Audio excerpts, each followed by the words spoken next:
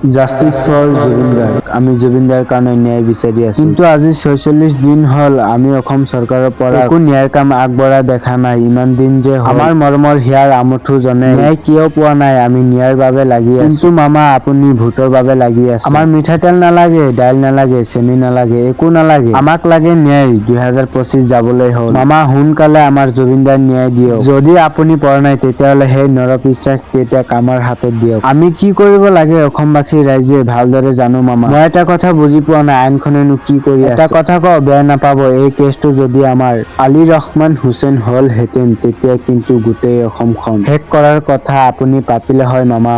আপুনি কি বুজাব বিচাৰিছে এবাৰ কৈ নিদিয়ে কিয়? এবাৰ মুখেৰে কৈ নিদিয়ে কিয় জুবিন দা ন্যায় নাপায়? এবাৰ মুখেৰে কৈ নিদিয়ে কিয় জুবিন দাক ন্যায় নিদিওঁ? আপুনি বাৰু এই কেছটোত 3D কৰিব বিচাৰি আছে নেকি? D for daily, D for daily, D for divorce, daily daily divorce. এইটো সম্ভৱ নহয় মামা, সকলোৱে এবাৰ কৈ দিয়া, জাষ্টিস ফৰ জুবিন গাৰ্গ, আমাক ন্যায় লাগিবই। জয় জুবিন দা, জয় আই অসম।